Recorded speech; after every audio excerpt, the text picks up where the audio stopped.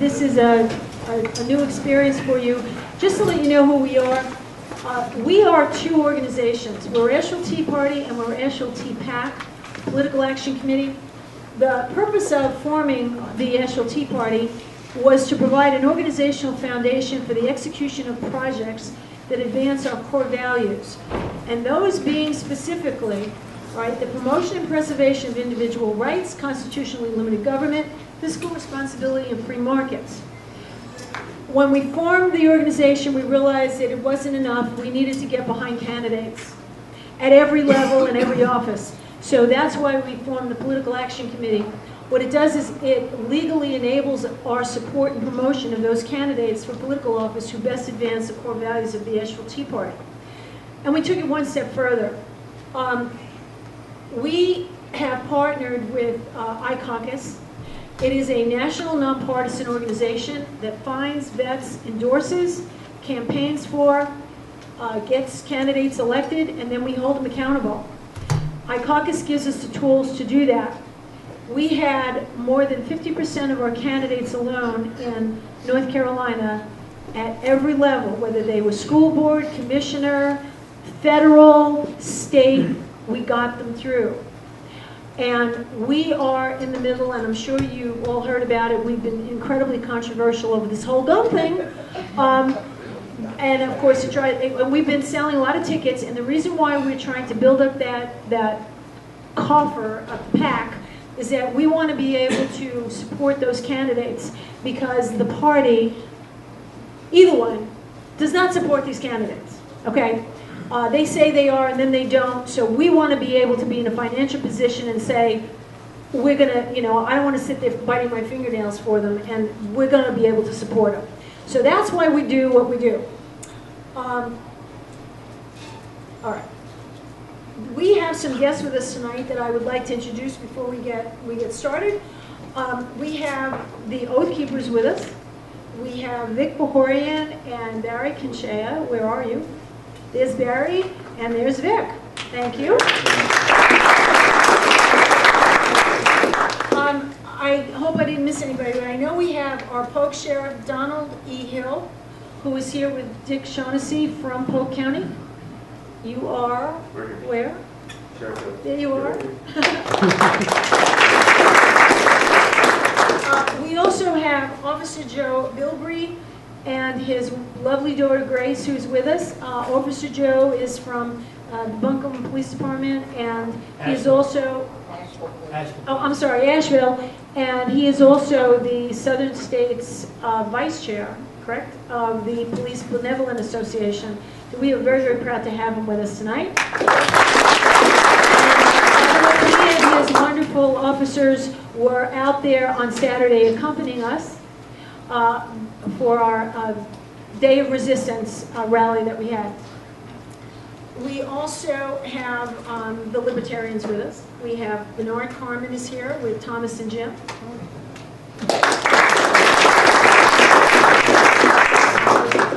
And we also have our Asheville Tea Party board.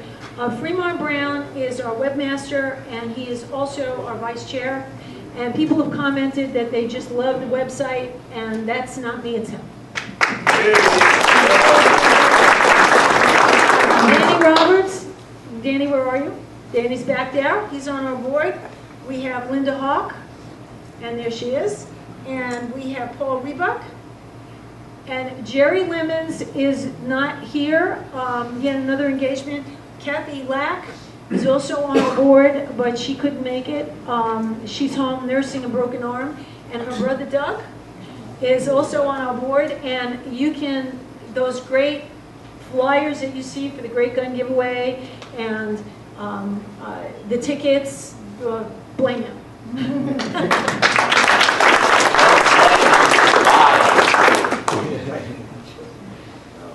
All right, well, we're going to start with a couple of announcements, and one is that we are selling tickets for our Great Gun Giveaway #2. We have a Para TTR and a Sig Sauer 1911 Scorpion that we have tickets for, and we also have a readiness raffle. The tickets are back there if anybody is interested in getting them. You can also get them online. And we're getting closer to the raffle. We also have another one that's coming up that's going to be absolutely dynamite. Doug, maybe you want to just briefly tell them what it is and what's coming up? It's not quite ready. It's coming soon. If you all finish buying the other tickets, we'll launch the new one. The Ultimate Bug Out vehicle is going to go up for raffle probably in the next month. It's a Army surplus 2.5-ton military truck. It's a troop carrier. One of the it was refurbished by the military with the multi-fuel engine on it. It's in the body shop right now getting a brand new coat of paint. The body shop was supposed to do a so-so job. I said just make it look decent, and he said he's more interested in the fact that what we're doing is important, so it's going to take a few days longer. He wants it to look more like it came off the showroom. He's a restoration guy. And so he said also make sure he gets at least 100 tickets to sell at his shop. So it's going to also not just look great, we're going to raffle it off fully loaded. We're going to put on sleeping bags, backpacks, emergency medical supplies, probably walkie-talkies, supplemental fuel tank for the truck, probably a 100-gallon water tank, and maybe MREs, and also when I said fully loaded, we're talking an AR-15, a 12 gauge, a 22 rifle, and a 308. Just because I have a tendency to want to jab my thumb in the eye of these liberals, I'm trying to get a Bushmaster for the AR. But we may have to settle for a slightly different version. So that's what we've got coming up. As you see, we're having an awful lot of fun driving the left crazy. It really is a lot of fun.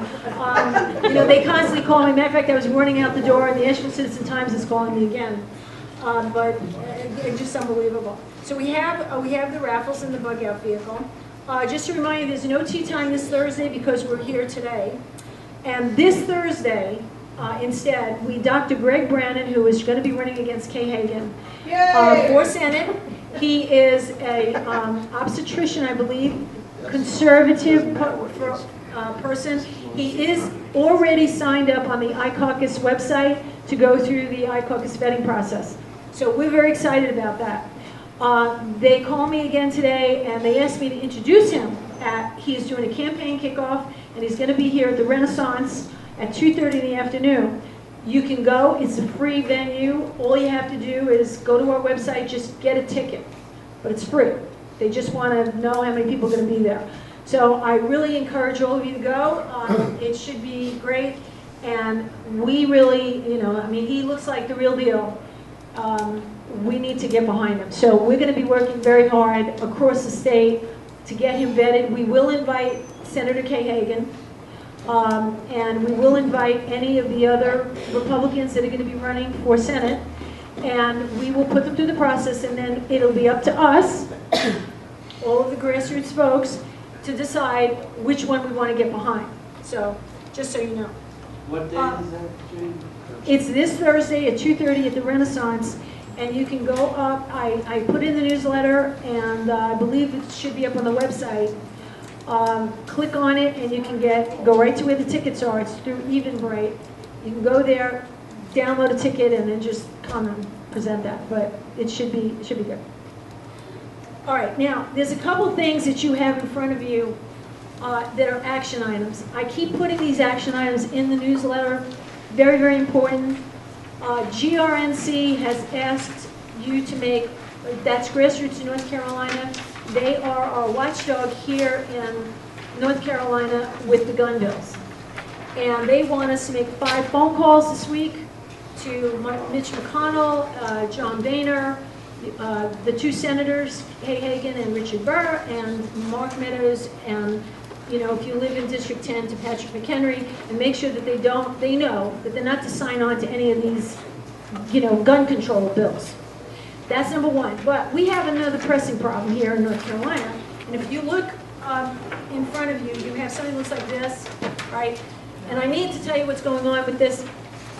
This Senator Pete Brunstetter, who was a Republican, He drafted a bill called SB 124, and it essentially guts the Castle Doctrine.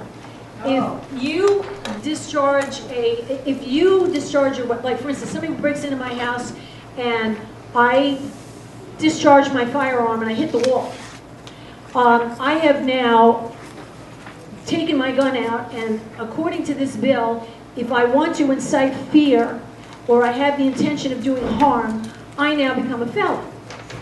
So this did not sit well with us. I called up to Raleigh on Friday, and I had this big long conversation with his staffers. They didn't know what to do with me. They kept passing the phone.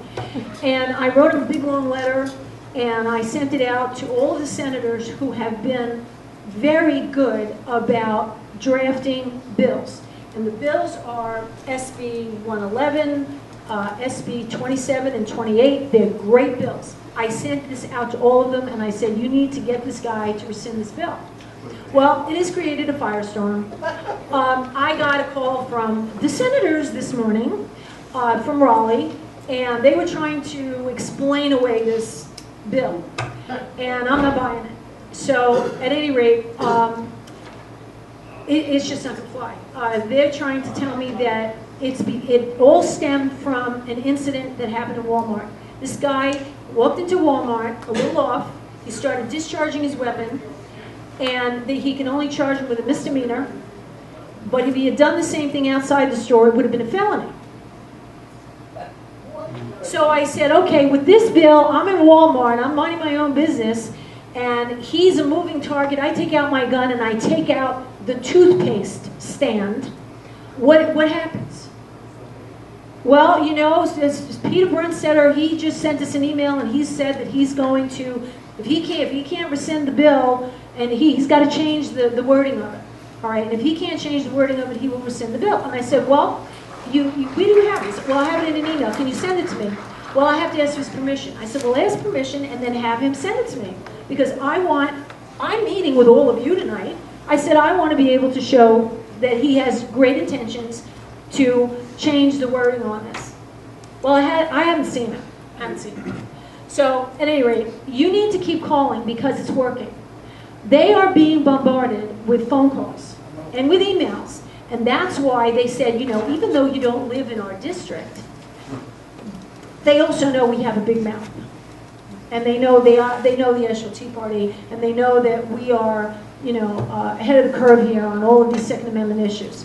So I said, you give me the information, and I promise you I will get it across North Carolina. So, at any rate, please, keep calling. Keep calling and let them know. The big problem with the bill is that it says any person who willfully discharges. It doesn't have any exceptions for people defending themselves. It just says any person.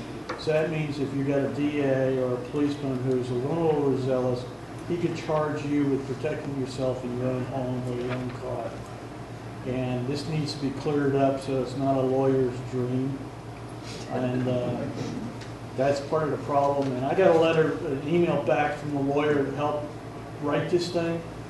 And you would think, according to her and the other ones that helped her write it, it was a big deal, you know, big conglomeration. It took brains to write this thing. And she still didn't get the idea when I underlined any person that needed to be changed. So I emailed her back to reiterate that. And I'm still waiting to hear back from her. So. And that's why. That's why it doesn't interfere with the Castle Doctrine. I don't buy it. I don't either. Yeah. That's why you need to keep calling and you need to keep pressuring them because they wouldn't even be looking at this. And that's what I said to his staffer. I said, you know, the message to this is that if he's got staffers or lawyers that are writing this bill and then he puts it forth, I said, if we weren't looking and this thing got passed, then what? I said, look, it's over. The days where we elected our officials, we sent them to DC, we sent them to Raleigh, and we went home and went back to work thinking that you had our backs. Those days are gone. They are gone. I said, look, we are going to keep track of this, And we're not letting it go. We are not letting it go. But you guys are the key. They are getting bombarded with phone calls from within their district because I let NC 31 Tea Party know. I said, you got to call this guy. And they're calling, and you need to call even our own elected officials and let them know you're not happy with this and they need to get rid of it. So the other thing is that Cecil Bothwell is trying to get those of us who came with concealed carry weapons on Saturday arrested. He has. I was on I was on Pete Calendar yesterday with Kevin King, and I also have to introduce Robert Edwards. Robert Edwards from MacPac. Where are you, Robert? Thank you, Robert. They did a wonderful, wonderful job. A bunch of young people. We're so thrilled to death. We're going to be doing things together, going to each other's meetings. And they did a wonderful job. They checked with the city attorney and the police department, and they were told that it was okay as long as we were, of course, responsible with the weapons. And Cecil Bothwell is now going into the police department. I'm sorry, but they're going to have to go through us first because I spoke to Officer Joe today and I said, we will have your back. He's doing the same thing with this situation that he did with the Ag Center, where we tried to shut down the Ag Center, and he doesn't have a legal leg to stand on. So at any rate, that's what's going on. There's an article in the Citizen Times. Feel free to comment. But I think he is just doing it because he wants to get elected, and he's probably playing to his base. Yes? What's so incredible to me is how the city kind of turned a blind eye to the Toppers rally. Remember that? Oh, yes. Carl Munbar made such a big stink about that over the exploitation of children, and they just turned a blind eye to Yes. it and chose to ignore it, chose to even condone it in some ways, and now they've chose to selectively enforce this. Yes, absolutely. And that's pretty much, that The was thing pretty is, much the Cecil- message yesterday. The thing Cecil does is it doesn't do his research. There is a state statute that gives the state the sole authority to regulate firearms and ammunition. The city has no right to make these ordinances anyway, so he's whistling Dixie. Well, that might be a good time to do this. I really want to get an open carry thing going, and I want to march through downtown in response to this, and I want to be sure and do it legally. Right. My aunt works at the Sheriff's Department, Diana Manning, you might know her, and I want to do that. That's I think, the next step. I think it's important that people see that gun owners can responsibly gather and can responsibly carry, legally open carry. I think it's important because anymore people are so scared of the sight of a gun that they just go into a frenzy. They just start shaking. And we've got to do this. Let me tell you the other thing, just really quickly. Through Asheville Tea Party, we are going to be, after we get through these raffles, we're going to be starting to raise money, and we're going to offer scholarships to teachers to go to Women on Target. And we want to put them through that. So they are with instructors, they can handle guns, they will find out the different parts of the gun, how to clean them, whatever, and then learn how to shoot them. So they're not, they're not so intimidated by them. But that is something that we're going to be doing. It. I think if you saw this week Girls with Guns on WLOS, it's pretty much what we have in mind to do. But that's coming down the road, just to let you know. So. What about male teachers? Haven't gotten it yet. But at any rate, I am now going to turn this over to Dr. Dan and Sheriff Clinton. We're so happy to have both of them here. We're very honored to have Sheriff Clinton here. He is an oath keeper, and it's just wonderful. Thank you.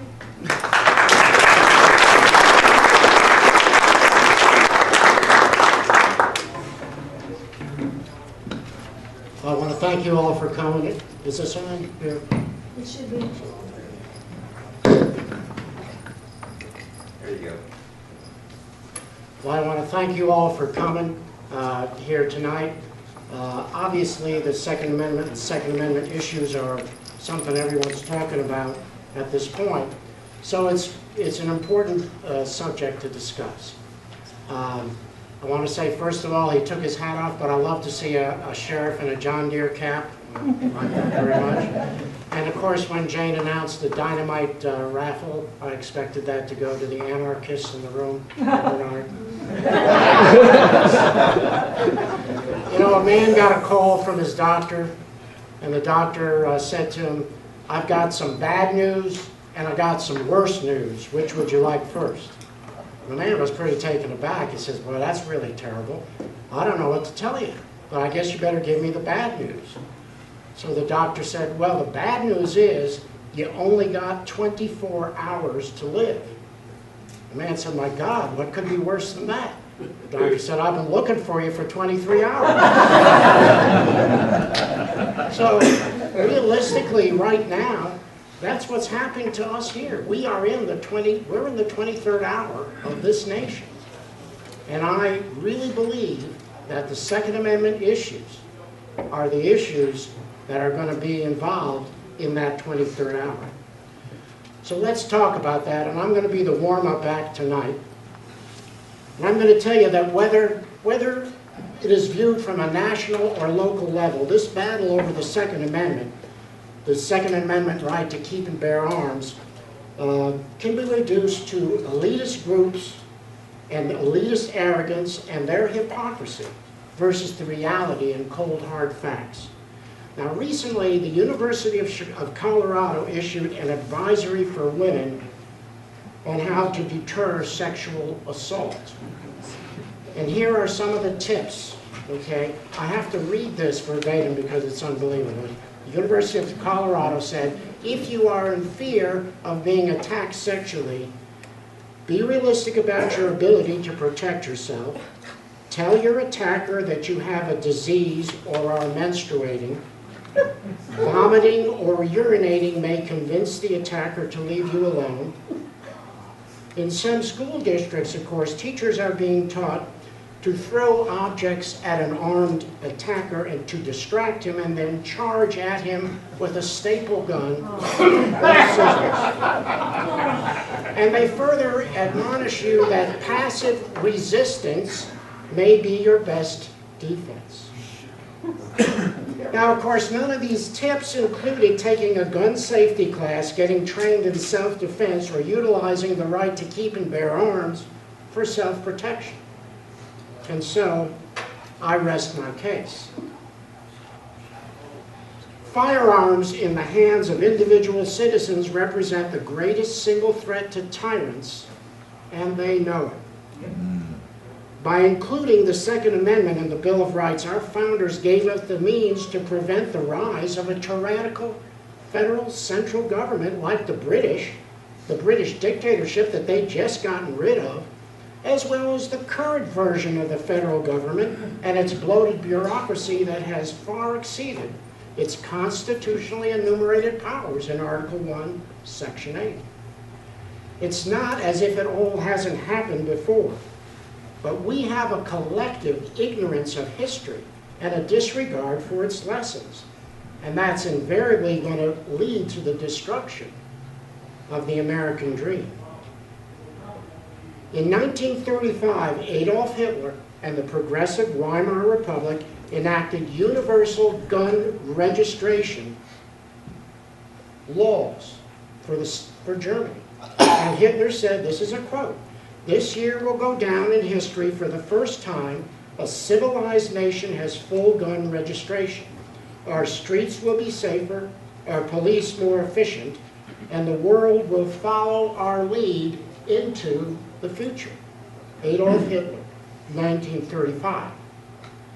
Now, shortly thereafter, very shortly thereafter, in fact, Dr. Werner Best, the Gestapo's second-in-command, wrote, "As a rule, we have to assume that firearms in the hands of the Jews represent a considerable danger to the German people." Confiscation of guns from Jews, dissidents, and other targeted groups quickly became official government policy. And between 1939 and 1945, 13 million Jews, gypsies, and other undesirables who were disarmed and unable to defend themselves were arrested and exterminated. Disarming citizens has always been a prelude to slaughter, and that has been proven by the fate of the Jews in Hitler's Germany, political dissidents in Stalin's Russia and Mao's China, the educated in Pol Pot's Cambodia, the Armenians in Turkey, the Christians in Uganda, just to name a few.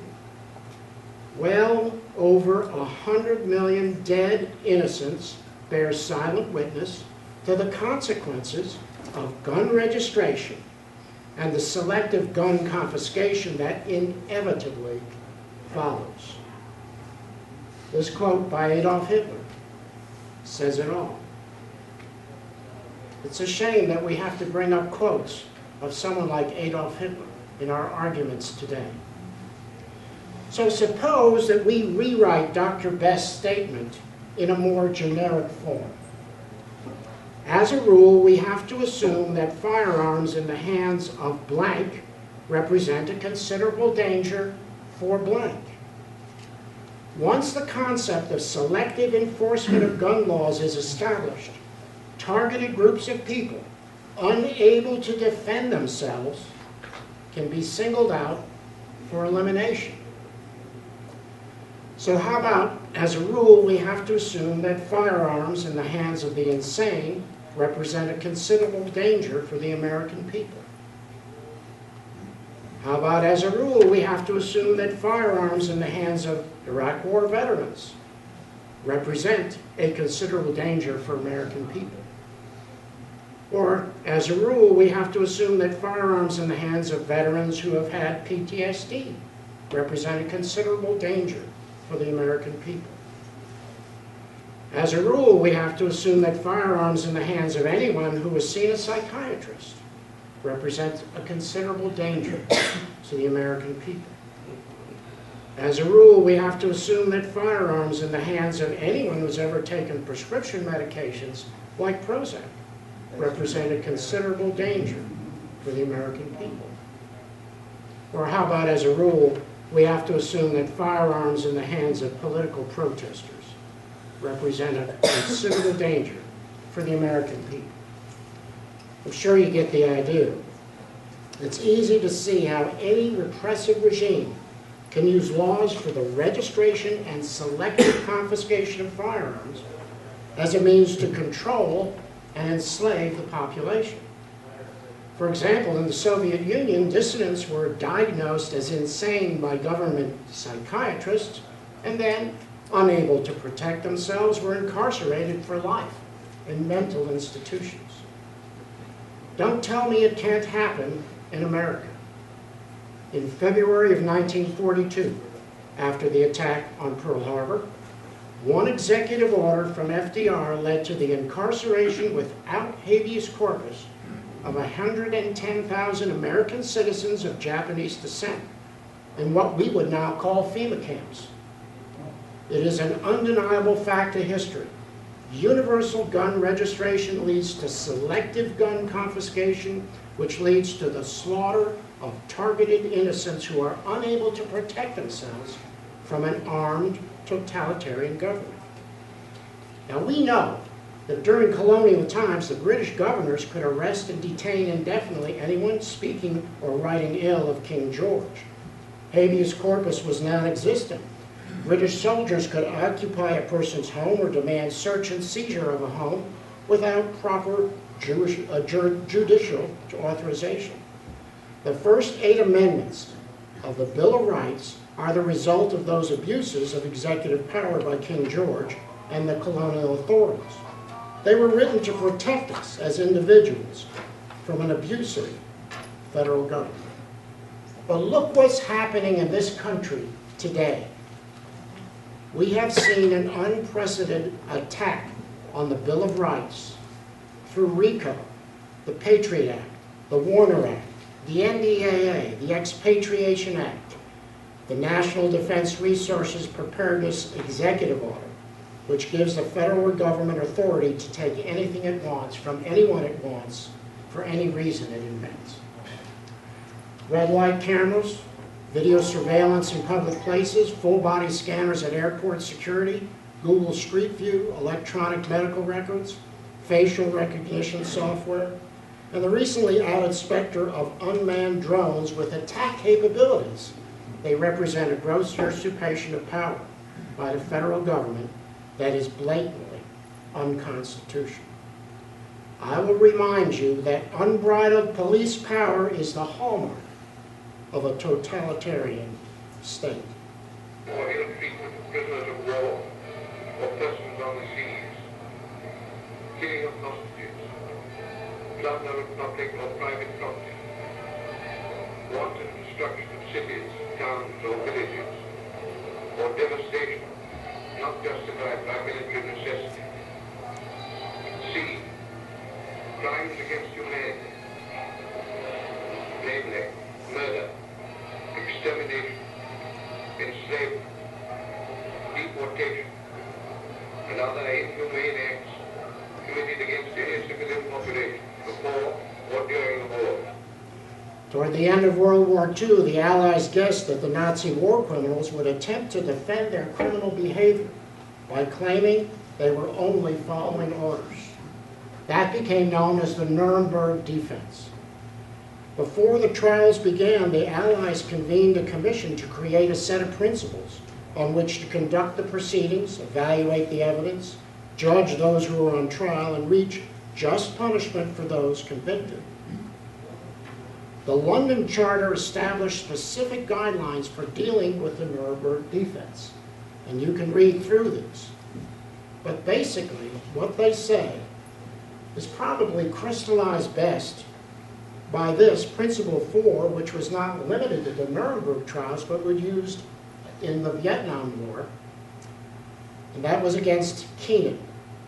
Keenan obeyed an order to kill an elderly Vietnamese citizen. The court found, quote, "The justification of acts performed pursuant to orders does not exist if the order was of such a nature that a man of ordinary sense and understanding would know it to be illegal." That's very important today. Self-protection is a basic human right, and its denial serves only one purpose: to exterminate those classified as undesirable and ultimately to enslave us all. So the question of the evening is this: can a well-armed citizenry truly be a deterrent to tyranny? Well, you could ask the British. It took only 3% of the American colonists to defeat the most powerful military force on Earth. After their successful attack on Pearl Harbor, the Japanese did not attack the U.S. mainland. Admiral Yamamoto is purported to have said, "You cannot invade the mainland United States. There would be a rifle behind every blade of grass." Currently, there are over 100 million gun owners in the U.S., each with multiple weapons. 3% of 100 million equals 3 million, the largest armed militia on Earth.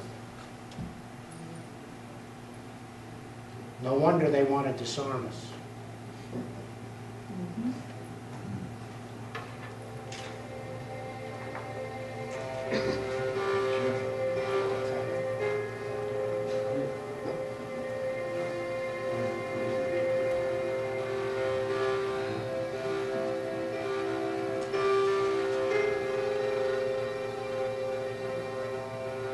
And that's why we're here tonight.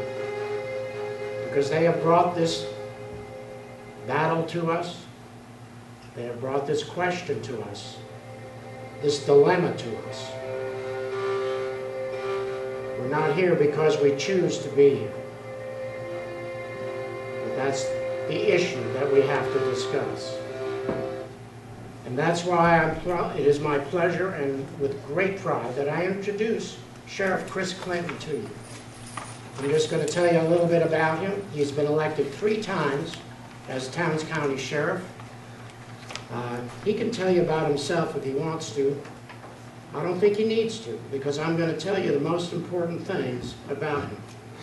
He's a man of immense and great moral character, honesty, integrity.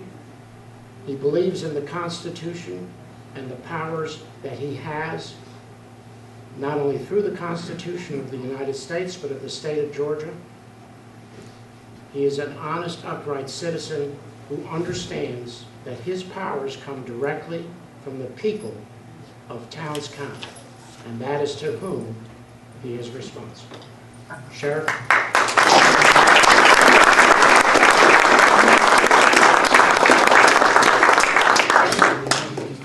think it's a pleasure to be here tonight. Hopefully everybody can hear me with this. Yes, good. We're going to start off with a couple of questions that I'm going to ask Sheriff Clinton. He's going to discuss them. When we're done, you guys can talk with him and ask him questions as well. But we're going to cover really some of the most important things, what you want to know. And we're going to start out with this question, Sheriff Clinton. Tell us your background and how you came to be a sheriff. Okay.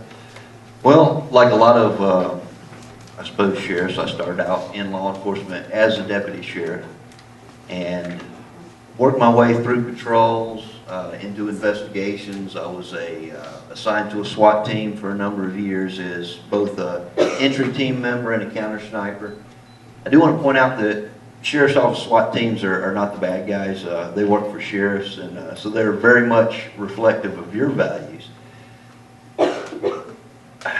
There came a period of time when, in my home county, that was not where I worked. I lived there, but I worked for a couple of sheriffs down in Gilmer County, Billy Bernhardt until he retired, and then my good friend Stacy Nixon. There came a point in time when we very much needed somebody to run for sheriff, and to be honest, I looked for somebody that would be a sheriff, and when I couldn't find them, I reluctantly began to pray and talk to my family about it and answered that call. The people of Towns County were very gracious, and as Dr. Dan said, they've been gracious enough to elect me 3 times now as sheriff, and that is how I became sheriff. Was the people of Towns County decided that I would be the person they would choose to represent them in that office. Historically, what is the role of the sheriff, and from where does he get his power? A lot of people may not realize the office of sheriff is actually, well, it's one of the oldest known offices in the English-speaking language. I think aside from King's, there's no other office that's as well known, and certainly no other office that's as old. 2,600 years and some change ago, you could read about in the book of Daniel, chapter 3, when the Chaldean king Nebuchadnezzar set up his golden image and he sent for the sheriffs. And throughout the last roughly nearly 1,500 years of the development of our common law system, the English common law system of jurisprudence, which is what we have here in America, the sheriff has always been a significant part of that. Prior to the Norman invasion or the Norman conquest, depending on which side you were on, the sheriffs by and large were actually elected, chosen from the people of those communities. A lot of people don't realize that. Some things changed under William Normandy, and some abuses started happening with appointed sheriffs. But about 1215, the people and the sheriffs, I'm glad to say, rose up, and we got Magna Carta. Down through that period of time when the colonies began to be founded in America, the office of sheriff in America came here to the colonies in the 1630s. By the 1650s, we had already reintroduced this idea of we the people electing our sheriff. And so there were examples of that early. I'm a Georgia sheriff. In 1732, Georgia was created by charter.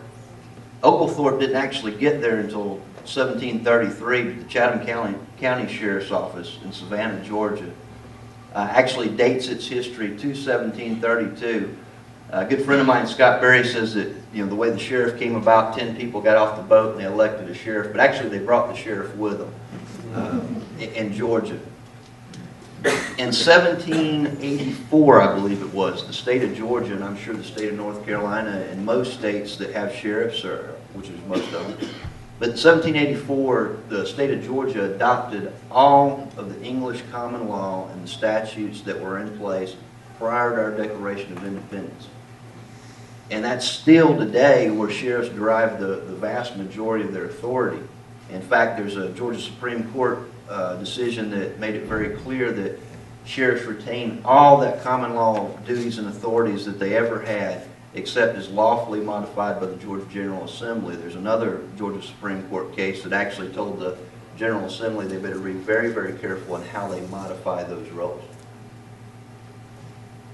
You can talk more. No, I think that was the basic answer to the question is is the authority of the sheriff comes from a number of things. It's, obviously the common law authority is there, but the real authority for the sheriff comes from the people that elect the sheriff. This is America, and all true forms of government derive their just authority through the consent of the governed. We elect people to represent us. My real authority as sheriff comes from we the people of Towns County and exercising their God-given rights. So they delegate that to me as a sheriff, and I exercise that on their behalf. We call Sheriff Clinton the constitutional sheriff because he teaches his deputies the Constitution, and that's very important, isn't it? It's very important. It's vital. Why do you do that, and how do you do that? Well, the reason I do it is because I don't understand how you can enforce the law without understanding where laws come from. And without understanding natural law, you can't really understand how our nation developed. So I basically set about early on as a sheriff, I require every deputy sheriff to go through this class. It's about a 4-hour block of instruction. I do it each year, and it's mandatory. You don't want to come to it tough. You can't work at the sheriff's office and not come to it. And basically, I take them through a history of how the office of sheriff came to be, how America came to have the form of government that she has, and what that means as a law enforcement officer. That one of the things that I really try to drive home is the authority. A lot of people talk about the sheriff having a lot of authority. I look at it this way: I have a lot of responsibility. I exercise a lot of authority that the office itself has delegated to it by we the people. It's not it doesn't belong to Chris Clinton. Now, I have the same God-given rights that everybody in this room has. But the citizens as a whole of Towns County, Georgia, delegate their rights to the sheriff to basically use it on their behalf to keep them safe. And it's very important to me that deputies understand that. One of the things that I point out to them, I bring in, we've got, I'm sure North Carolina has the same thing. We call it a handbook. It's a partial code book. It's not all the code of Georgia, but it's the traffic laws and the criminal laws, the two main sections. It's about that thick, and I like to throw it down and say, if you think your job is to go through this book and write every ticket you can and enforce everything on this book, you need to go find another job. Because it's my job as sheriff to preserve the peace, protect the lives, persons, property, health, and morals of the citizens of the county. And that's not my words. That's the words of the Georgia Supreme Court. Long time before I was ever born. And that's the same job that I delegate to the deputies under me, that the people of the county delegated to me. And so if it's an issue of public safety, if it's an issue of protecting lives, persons, property, health, and morals, I get tired of reading about my GEMA director telling people they're going to, that's Georgia's version of FEMA, telling people how they're going to do things. I'll tell you what they're going to do if they show up on my scene. Okay? They're going to either do what they're told or they're going to watch the rest of it from the backseat of the patrol car. Because nobody elected the GEMA director.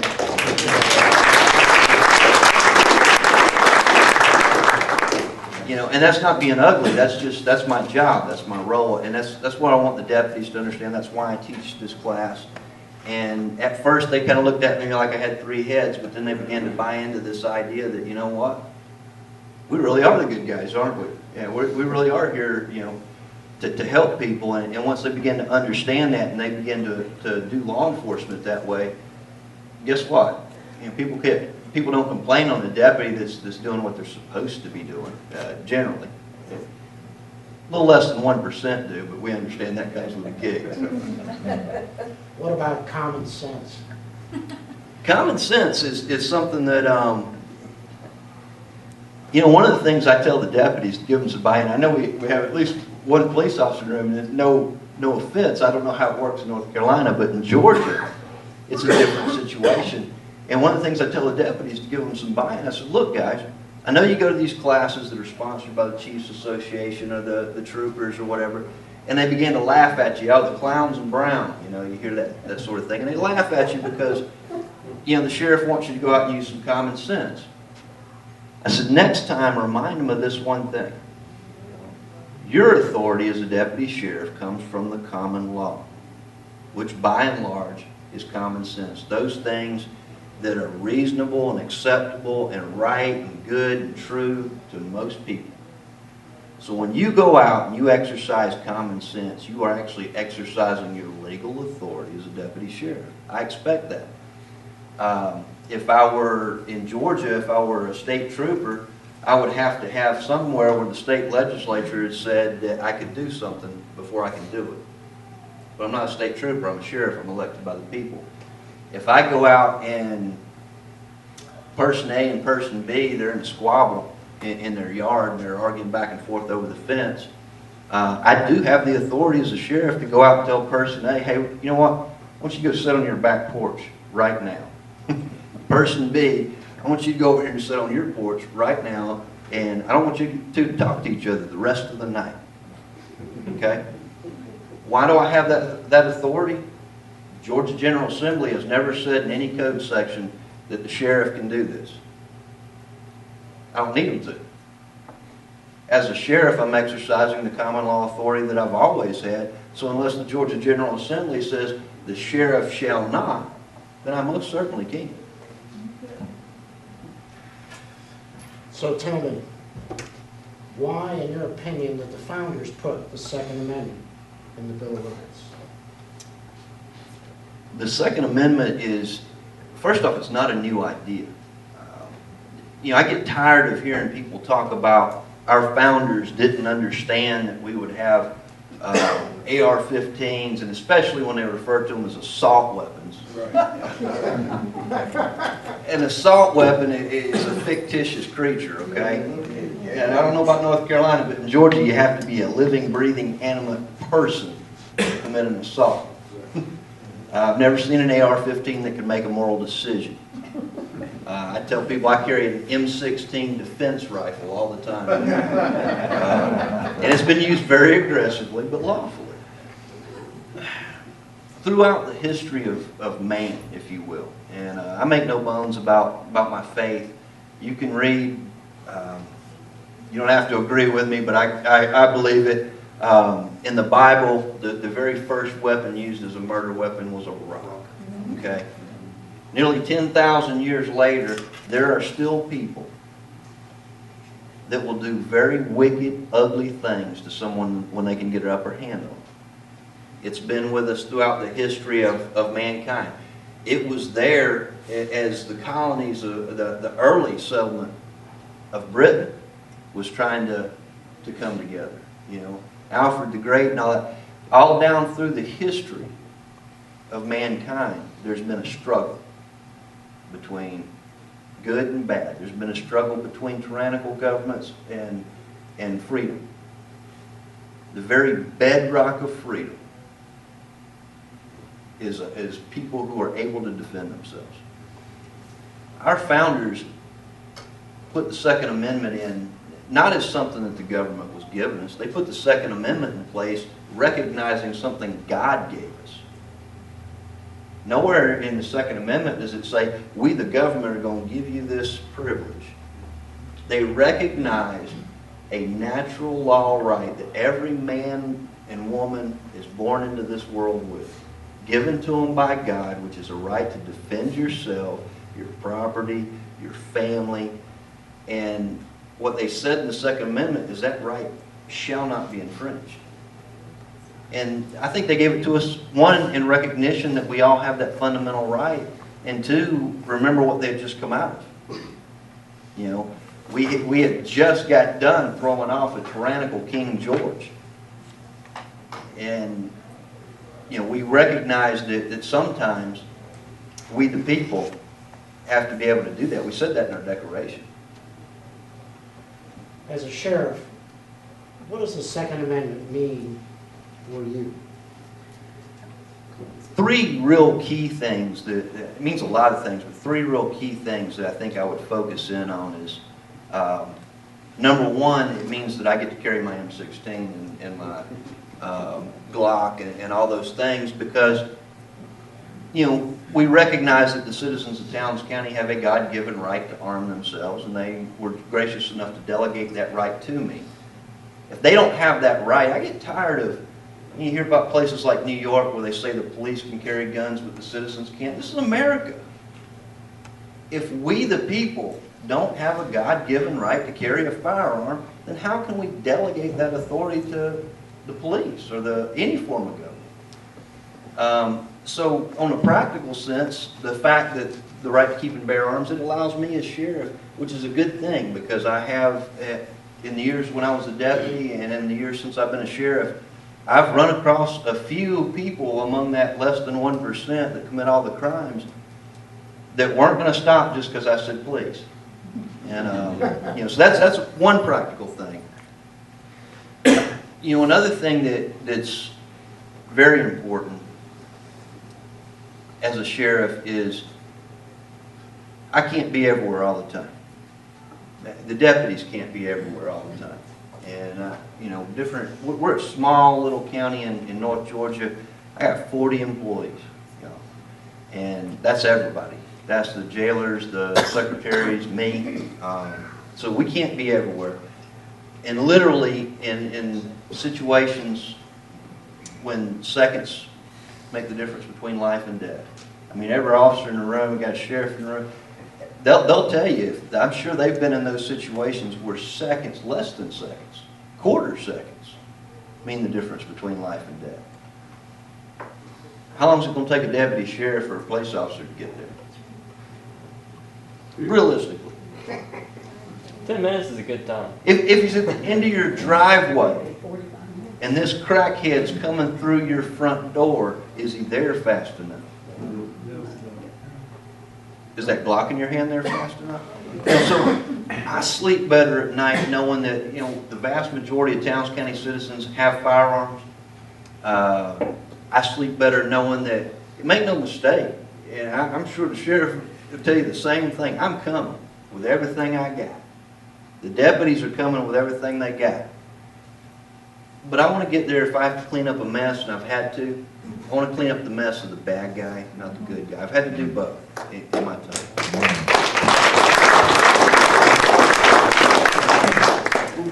And probably a final, very practical thing as a sheriff. Sheriffs still have the authority to, in a time of an emergency, to call a posse. Now, the way a posse works is if something happens in Towns County that I realize we got a situation on our hands and I don't have enough people to stop it, I don't know, pick your poison, but something happens to the point that I've got to have help. I have the constitutional authority to call a posse, which means that everyone that shows up to participate in this posse can bring their rifle or their handgun or their shotgun, and they have the same protections that the deputies have any other time. And we can, that's a lawful exercise of the office of sheriff. And a big thing about this whole infringement on the Second Amendment is if a situation gets that bad, I tell people back home, y'all aren't going to do me a whole lot of good with pitchforks and garden hose. I want you to bring your AR-15 or your shotgun or whatever it is, and lots of ammo because we need help. I've called for a posse because we need help. So that's a practical application.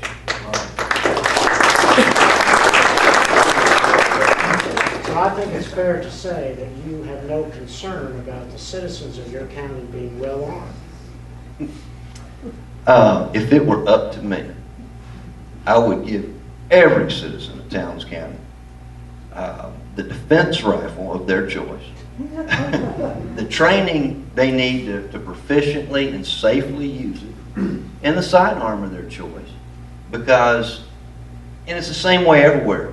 Anywhere in the nation, it's 1% or less. And in the state of Georgia, 0.85% make up 100% of the arrests every year. That's the knuckleheads committing the crimes. That means in Towns County, Georgia, if everybody's armed to the teeth, I got the same situation I got about 75 knuckleheads looking at 11,000 law-abiding citizens saying, I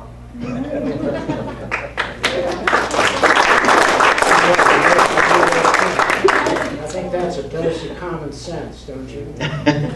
it would be a very good exercise in common sense for the bad guys to give up. So now that we're finished with really the softball questions, on a practical basis, what measures will you take to protect your citizens against government attempts to register, regulate, and potentially confiscate weapons? You know, that's a very important question that I think every one of you should be asking your sheriffs, your police officers, and all your elected officials. But I've actually already taken some steps that are just practical. I am on the board of directors for the Georgia Sheriff's Association. I'm Region 3 Vice President. We met a couple weeks ago in our winter conference, and in initially our closed board of directors meeting, it's just the board of directors, we came out with some very clear, short, to the point wording that basically said the sheriffs of the state of Georgia took an oath, and we'll stand by that oath, and we'll defend the citizens' rights, that we'd aggressively oppose any state or federal encroachment on those rights. A friend of mine, Howard Seals, actually added the wording, and I'm okay with that. I would like to add some of my other words in there, but that from a practical standpoint, we'll support any legislation that punishes criminals. I also, and I was going to tell you about the website, but I think when I came in, I noticed there's a copy of a letter on every one of these places that I wrote to my 3 representatives in Washington. I have a congressman and 2 senators that represent my area of Georgia.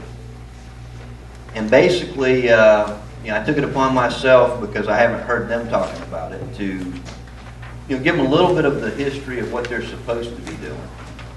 And at the very end, I made it pretty clear that I will exercise the full authority of the office of sheriff to defend the constitutional rights of every single citizen in the county. And that's exactly what I mean. People ask me a lot of times about folks coming around and taking up guns like they did after Katrina. I always have the same question when I hear these stories. I hear about Katrina, I hear about Waco, I hear about Ruby Ridge, I hear about a lot of ugly stories. And I always say, what was the sheriff in those situations?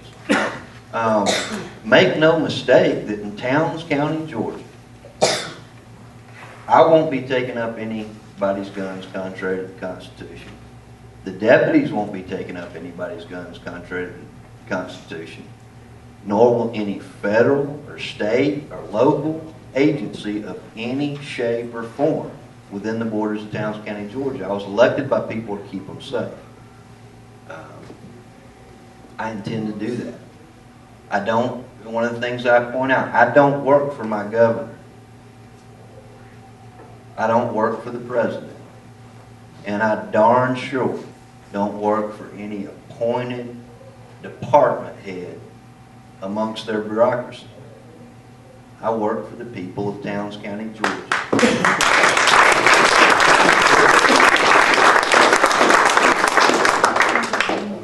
And in exercising my authority, I answered the Constitution of the United States, the Constitution of the state of Georgia, the good Lord, and the folks of Towns County. And that's it.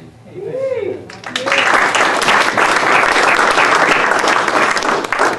you want to say anything else before people can ask you questions?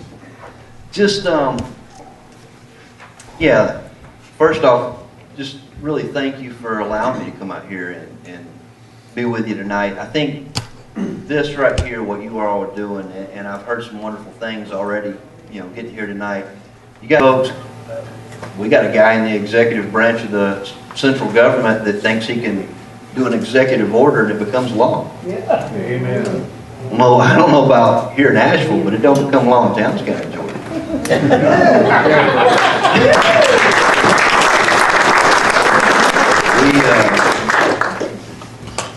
But here's the thing. We really have to, they're not going to hear it in the college. They're not going to hear it on the news media.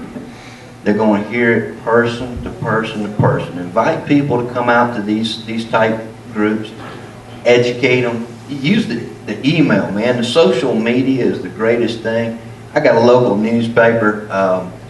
They love all that liberal take up their gun stuff, and they're not real big fans of me, but you know what? They have to run our stories because 6,000 people in a county of 11,000 done read it on Facebook the night before, so they kind of got to keep up.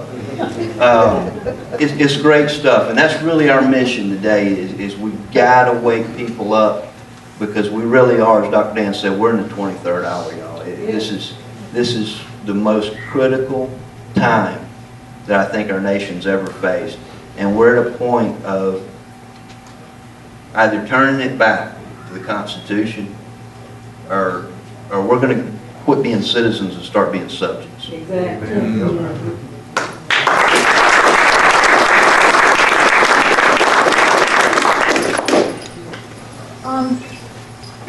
If you have questions, if you want to line up and come to the microphone and, ask away. Just a couple things. Nancy Grace has done a lot of work back there, and I want her to say a few words about some of the material that she's got back there that you can go and pick up on the way out. Nancy, would you like to tell them what you have there? Sure. Just I've been under. I've had a huge education myself. I joined Act for America. Very concerned about the radical Islamic threat.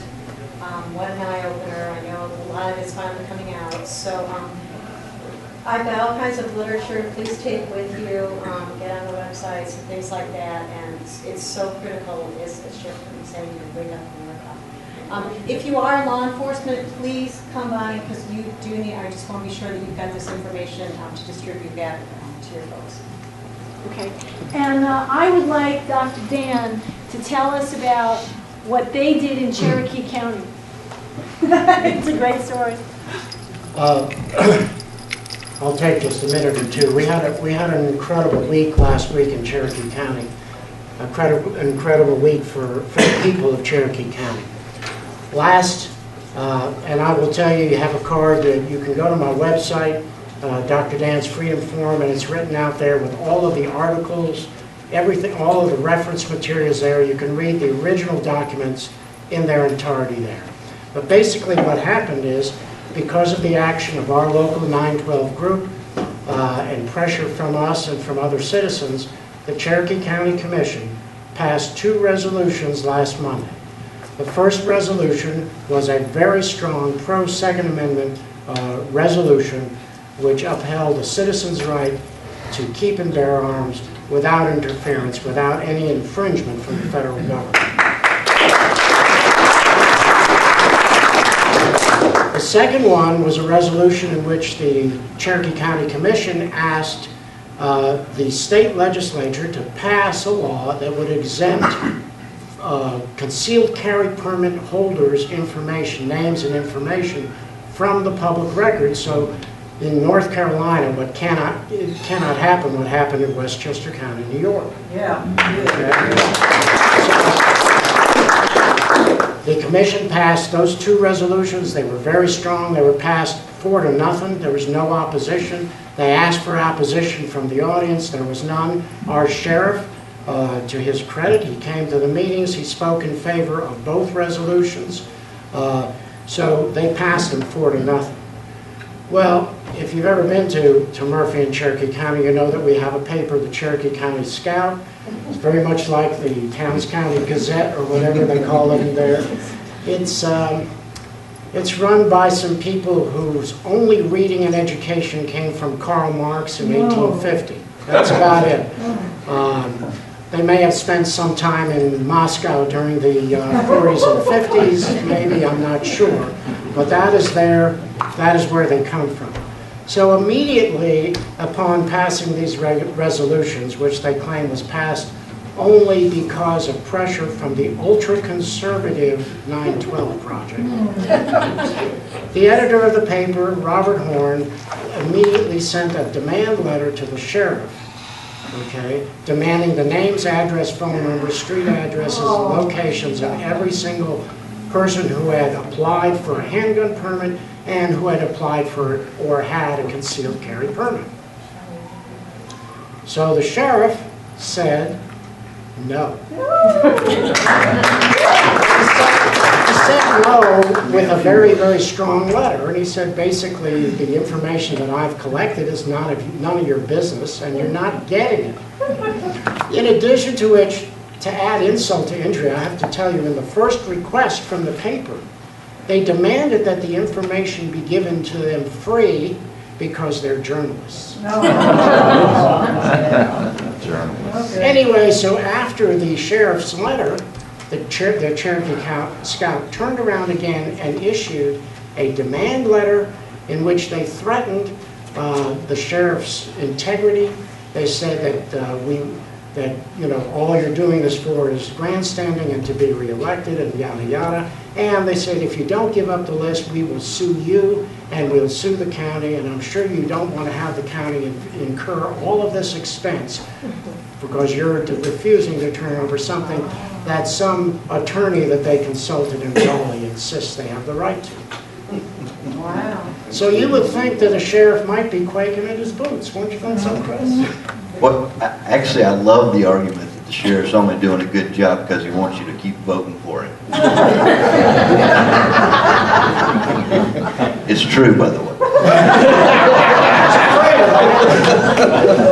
In any event, the sheriff did what is probably the most appropriate thing he could do. He published all 3 letters in his sheriff department Facebook page. And immediately there was an onslaught of Facebook messages to the paper. Hundreds and hundreds. I'm sorry to say there were a couple threats on the editor's life. But you pays your money and you takes your choice. You have to learn the consequences of your actions. Well, as a result of all that, and about hundreds of people saying they were canceling their subscriptions and yada yada, the Cherokee Scout wrote a letter of apology which said the following: "We're sorry we did this, but." So you understand, if you're going to apologize for something, that's really not the way to do it. And that then was the impetus for another hundreds and hundreds of letters, which basically said, so you tried to sneak something through, you got caught, and you think it's okay anyway. Is that about it? And so the result of all that was that eventually, several days later, they withdrew their request formally and again apologized to the community. It's really a kind of stupid thing. One of the comments, on Dr. Dan's Freedom Forum, we have the entire, everything from beginning to end, all documented. And we put some of the comments, and some of the comments are the readers that we got. And by the way, the Cherokee Scout erased all of those negative comments from their Facebook page. Really? Fortunately, we had it all with a screenshot. And worse yet, back in June, the sheriff had given them, not a list of the names, but had given them the numbers by community of where the concealed carry permits were. And they had written an article in the paper, which we also had a screenshot of. And so they were really caught. And they withdrew their request. They did apologize. Not a great apology, but definitely an apology. And one of the comments, of course, is the one I like the best. It said, "Robert Horn, life is very difficult. It's more difficult if you're stupid."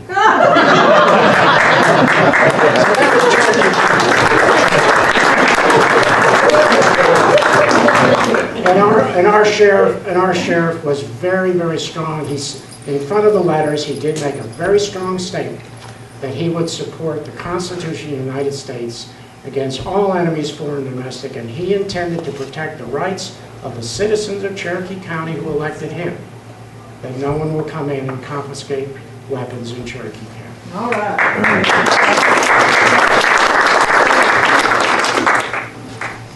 I got 2 questions. I'm going to give you the easy one first. Would I be correct in assuming that you will not prosecute National Firearms Act weapons that are not Class 3 license holders in your county? Full auto, select fire, short barrel rifles, and such? If I understand the question correct, I'm not 100% sure I understand the question. Okay, the National Firearms Act prohibits the possession of full automatic weapons unless you have a Class 3 license. I don't enforce any federal law. Now, that being said, the state of Georgia has certain laws that I have to enforce, but I do not, sheriffs cannot be compelled in any way, shape, or form to enforce federal law. Okay. And I don't enforce federal law. All right. Okay, now the next one. Are you familiar with State Department publication 7277? It's a United Nations treaty, United States Program for General and Complete Disarmament. This is from 1961, the Kennedy administration. And it's 3 stages, and I believe we're in the 3rd stage now. The manufacture of armaments would be prohibited except for those agreed types and quantities be used by UN peace force and those required to maintain internal order. All other armaments would be destroyed or converted to peaceful purposes. These to be charitable people in the executive branch that think that their authority extends outside of the 10 square miles of D.C. seem to think that international treaty preempts the Constitution. What is your opinion on that? The Constitution is the law of the land, period.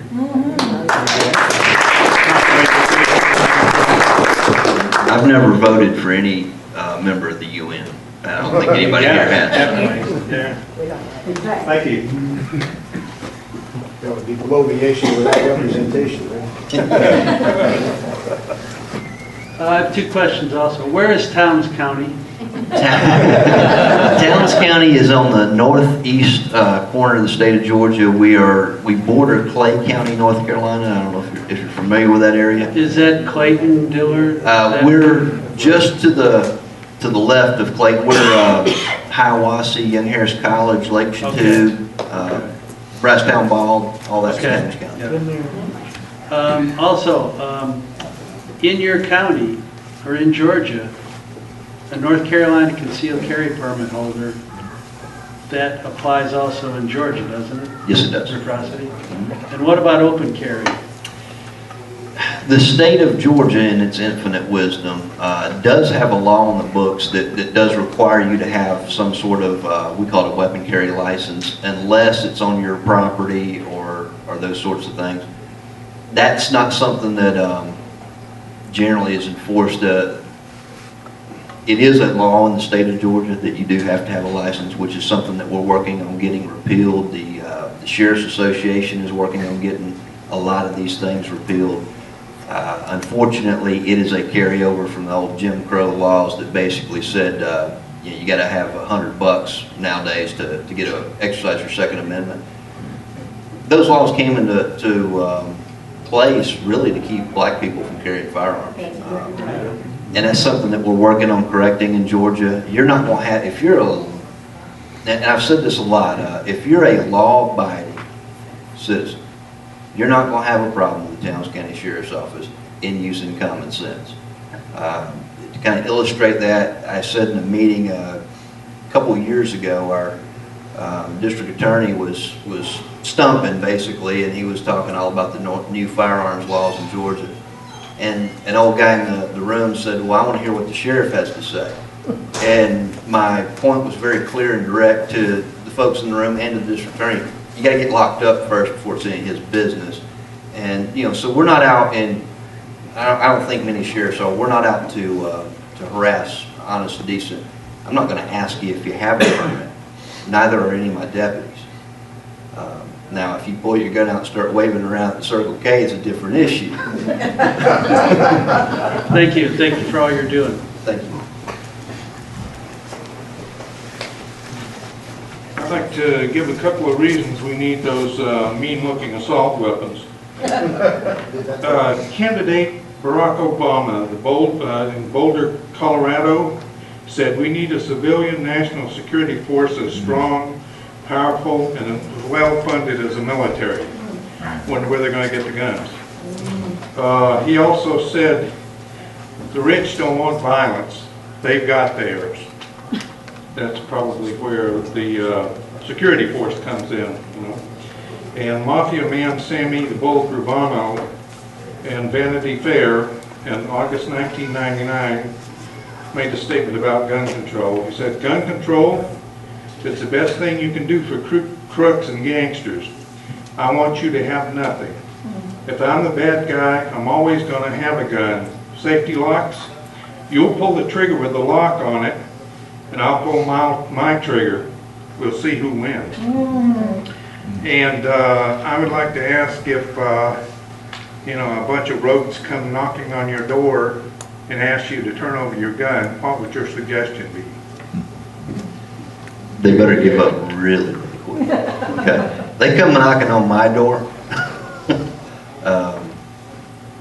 I guess it's in vogue now, but I've been a survivalist for a very, very long time. And I will, if someone shows up contrary to the Constitution of the United States and tries to infringe upon any right of any citizen in the borders of Towns County, Georgia, I'm going to arrest them by whatever means I need to carry out that arrest.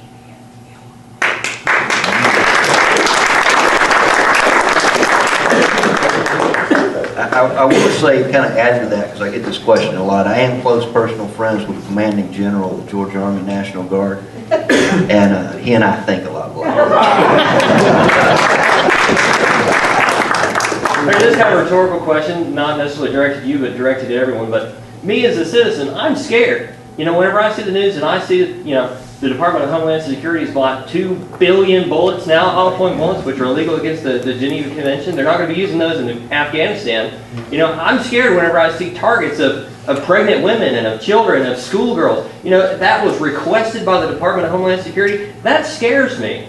And so I think it's time for everybody to realize you need to change your priorities. You know, first we've got to get engaged in waking people up, spreading this information. You know, we're here, we're all leaders.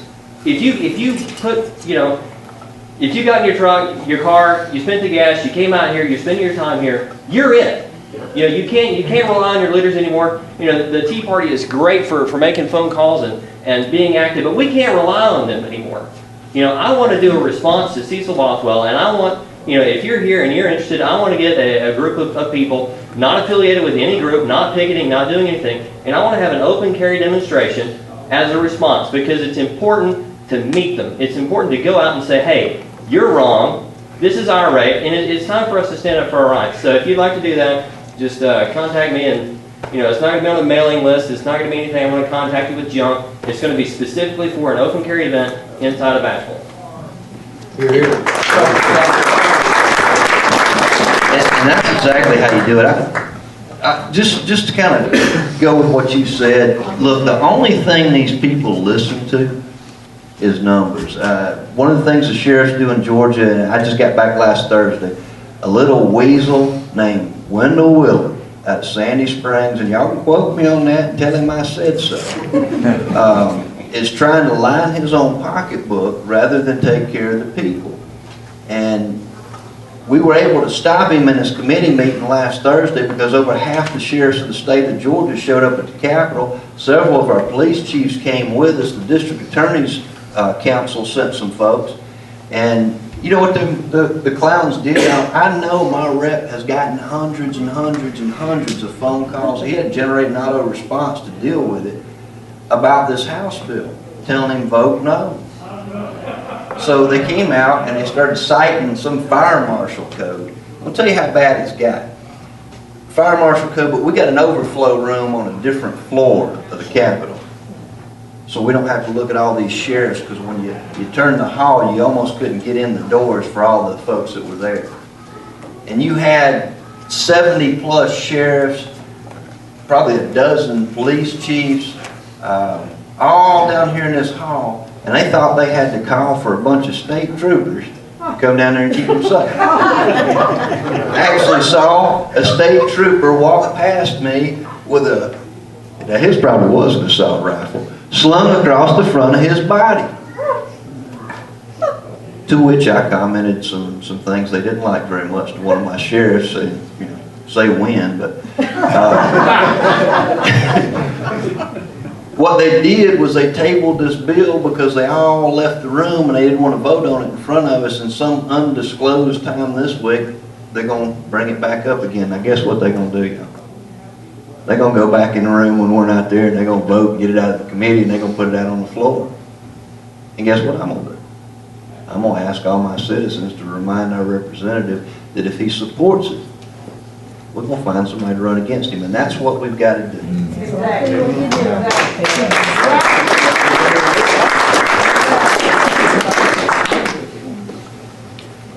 Question, you asked about the government buying all these ammunition. Mark Meadows, our congressman from the 11th District, is on the Government Oversight and Reform Committee. I spoke to him about that. He and a congressman from South Carolina are looking into it and said they'd get back to us. Yeah, I think right now, it used to be 1.6 billion bullets, but now it's up, Yeah. 1.6 billion. Now it's up to 2 billion bullets, and they're hollow point bullets, including 308 rounds, sniper rounds. And you know, they're not going to be used overseas. They're hollow point rounds, which they can't use according to the Geneva Convention.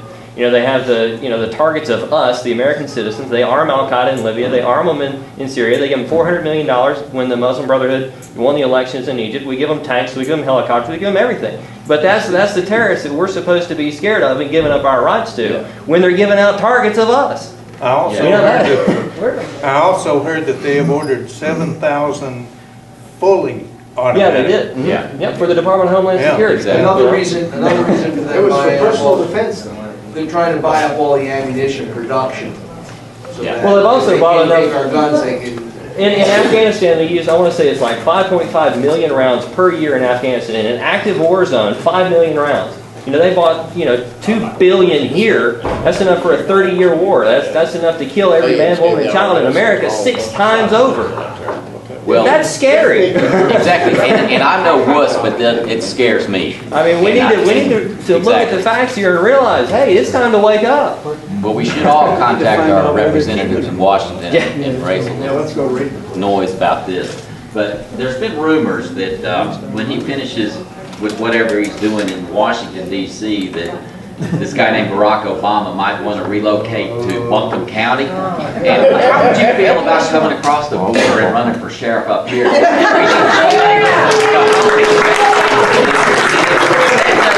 Please help us find a suitable guy to run for sheriff up here. I tell people, and this is no dig on you, Sheriff, I don't know you, Sheriff, so. Well, he's not here tonight. But, Yeah, that's something else about it. Where are our sheriffs? Where are our guys? They're the ones that we have to trust. But, I tell people, and it's very, very true, be very careful who you pick for your sheriff. Because realistically, here's something, about the ammo. Here's something to think about, y'all. Constitutionally, the central government has authority to enforce treason, piracy, and counterfeit. Why they got all them federal agents in the first place? Okay? They're out there usurping your authority. You put local law enforcement out here to keep you safe, not those folks. I don't know why they're even there. You're worried about 84 billion or whatever it is. Send all them guys home. You don't even have a physical issue this Friday. What does the Declaration of Independence say? They send out hordes of agents to eat up our substance. Pretty much so. That's called legions. Sucking the blood out of the back there. I've got a question. This is kind of general. I'm proud to have my sheriff here. I think that shows good representation. I feel a lot more confident knowing he came and listened to you tonight. I've got guns. I bought them all legally, I think. Who knows I have them? Well, the way things work, depends on where you bought them. Different states. See, Have you seen the In the- training video with the drones, where the drone flies over and zooms in on? It's a promotional video, and they zoom in on this Cadillac that pulls up, and it's a couple of just normal Joes getting out selling guns to each other. I want a gun sale. And that's the video for it. That's how they're pushing this. here's the thing, and it's different from state to state. But now, what's going on with your federal firearms license holder? Under an administrative thing, they're keeping lists when you come in there purchasing guns. Now, they do have those lists on hand, and the ATF says they can come inspect them. I know that's true. Now, it's pretty simple math to me, though. I'm just a North Georgia plowhand turned sheriff. But if somebody's asking, I mean, I sold that thing. I don't remember. You know, I'm not required as a citizen to keep a list of anything. Now in Georgia, I don't issue the firearms permits. Our probate judge does that. But I do get, because the ATF told them to, anytime somebody walks in the local gun store and they buy 2 pistols, they got to send me something with their name on it. Now, I don't work for the ATF, and I don't work for the federal government, and I don't enforce federal law. And no law in the sovereign state of Georgia has ever told me I had to do anything with those. You know what I do with them? Circulate. That's what paper shredders were developed. I don't even want them. And the answer would be, You know, I don't have them. pretty much. You know, and to find out where your sheriff's at, I assure you, if you live in Towns County, Georgia, and they come knocking on your door to ask about your guns, all you got to do is call the sheriff. You know, you won't have to explain it to the deputy when they get there. I take care of that for the folks on the front end. And I would encourage all sheriffs to have some similar training for their deputies. I think most of them do. Sheriff? All right. I'll make the call. Thank you. A lot of times the training is basically the sheriff calls them in there on the carpet and tells them what they are not going to do to his citizens. Fremont, tell them what our sheriff said in the last, when we had the Oath Keeper here before. Well, he said that the Constitution was a living, breathing thing. Oh, boy. But one of our members was lucky enough to sit next to him at the WLS Town Hall and ask him point blank what he would do. And if the feds came in or ordered him to confiscate firearms. And he said, first off, I don't think my deputies would do it. And second off, I'm not going to send them out to a gunfight every day. Now, take it the way you want to take it. It doesn't give me a lot of... I'm sure the other sheriff in the room tell you the same thing. I tell you what the deputies are going to do. I don't ask their opinion. I tell them what the citizens expect. Sheriff, my name is Carl Yokes. I'm one of the founding members of the Tea Party Patriots of Jackson County. My question to you is, I'll preface it with this. On January 23rd of this year, James Wesley Rawls, who runs the survivalblog.com, you say you're a survivalist, you may be familiar with him. He's also published a bunch of books. He published, as a part of his blog, a Burn, Barrel, and Blessings Day, in which he invited all Americans on the day after legislation involving high-capacity magazines or so-called assault rifles or universal registration for all Americans to go to the FFL holders, the gun shops, get a hold of the firearms, the 4473s, the BATFE bound books, the sales receipts, and take those to the public square of their villages and their towns and to burn them publicly. How do you stand, sir?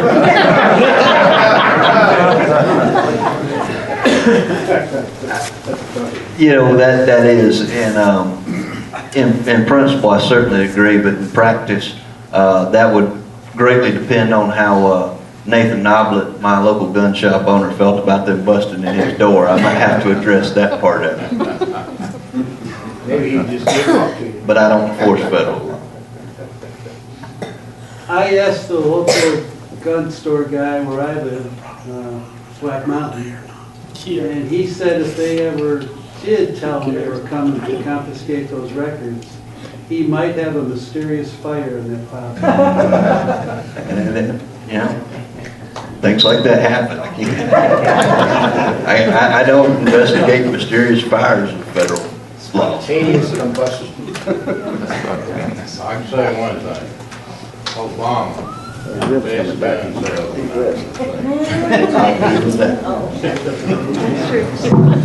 I got one more question. Do you have any information on the regional fusion centers, the intelligence centers that it's a total information awareness being implemented under another name? Right. Yes, here's how it's being built. it's being billed as intelligence-led policing. There is some merit to that, but stay with me. How that's supposed to work and how that should work. Locally, if I've got 40 employees. The one thing that always happens is if I got, one shift on Friday nights through Sunday, and they're chasing some knucklehead that they've got a warrant on for whatever, or they got something good on. And Sunday night rolls around at shift change or Monday morning, and they hadn't caught him. You think they're going to pass that on to Monday morning shift? Not unless I make them. Because they want to come in on Wednesday when they catch this guy and get an attaboy from the sheriff. So the idea that's being sold to law enforcement, and it's not, and in that sense, it's not all bad on a local level. Here's what the federal folks do. They want all our information. The FBI wants every piece of information I'll send them. You know how much information they'll give me? No. The GBI wants all the information I'll send them. You know how much information they give me? How much? A year and a half ago, I was working because some knucklehead, the only one I've had, came in and robbed a bank in Hiawassee, Georgia. The chief of police evidently called them. They showed up. We're working it. It's federally insured money. I don't know what part they played other than they were standing around like J. Edgar Hoover with their ties on, and they said, we've been working this guy for a few months. He's hit several of these locations, similar, blah, blah, blah. We figured he'd hit y'all, or why can't Now, wouldn't that have been nice to have known a week ago or sometime in the past several months? So, I can see a potential harm to them. What the feds are doing with that information, I don't know. I will say this, because I've been through that same training that they used. They're not supposed to be giving any information. The way we do it in-house, so we share our, if I got information on somebody's running meth, all our deputies know about it. My chief of police is going to know about it. I let the local law enforcement know about it. If I'm next door to the sheriff, I'm going to let him know if I know something going on. That's how we do that. And I think that's just good. That's what we're supposed to do. That's how we work together. Sheriffs have always done that. The sheriffs in Georgia, and we border North Carolina, and our North Carolina sheriffs, we've always shared information. And the way that's supposed to work, and the way our deputies, they don't put anything in an intelligence file that doesn't have a criminal nexus and something that they say, this person's name's going in here because we have something that lets me know that this person's doing whatever, which is a violation of Georgia law.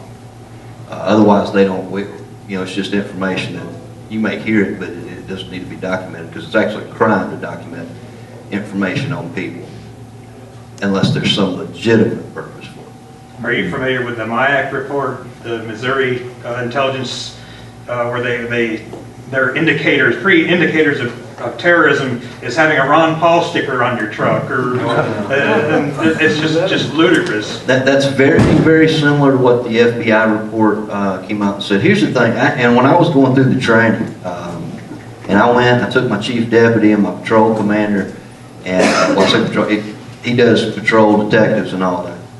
And we're sitting there at the Florida Sheriff's Association, and this guy from Michigan State or somewhere is teaching this course, and he started reading off that list.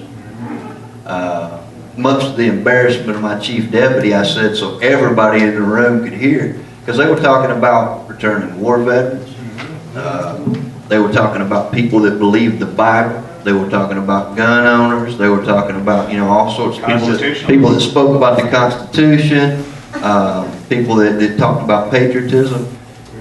And I announced to the whole room as I looked at my chief and patrol commander, I said, hey, boys, they're talking about us. And all my friends, and they're talking about everybody in this room, and it's indoctrination.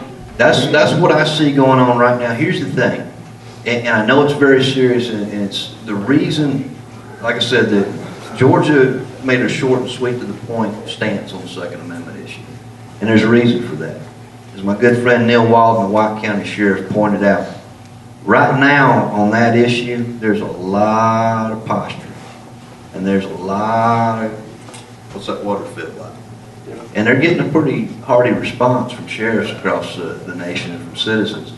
But they're also planting an idea that we can do this. And so when they come back to it next year, 5 years from now, how's the water going to feel then? Hotter. That's where all this is important. And you got to stay vigilant. Does your department get information from the Southern Poverty Law Center? They're hysterical. Everybody, the terrorists behind every rock. Yeah, and I'm a terrorist, and we're all terrorists. But, you know, here's my only gripe with the ACLU folks, and I've dealt with them, and I don't disagree with, I got a 5-page letter from them on my desk that I agree with a portion of. But if these folks are so for the Constitution, why are they always suing the sheriffs? Why aren't they suing the state troopers? Why aren't they suing the FBI? That's my take. One more question, and I'll quit. Does your department receive anything from Department of Homeland Security, whether equipment or money or strings attached funding of any way? No, I do have a grant that I got from the, it's a DOJ grant that all of Georgia has. And here's the thing with it, it's our money, and that's how I looked at it initially. I will tell you this, I have a grant for 4 positions. Guess how many people I got in those positions? 0. Because of what you just said. Their money comes with so many strings, and I will not let the federal government or anybody else tell me how I'm going to do it. Now, if I can find somebody that's willing to work for what little bit they're going to let us pay them, then I may work them, but they're going to do what I tell them to do. They're not going to do what anybody else tells them to do. That's a fact. Thank you.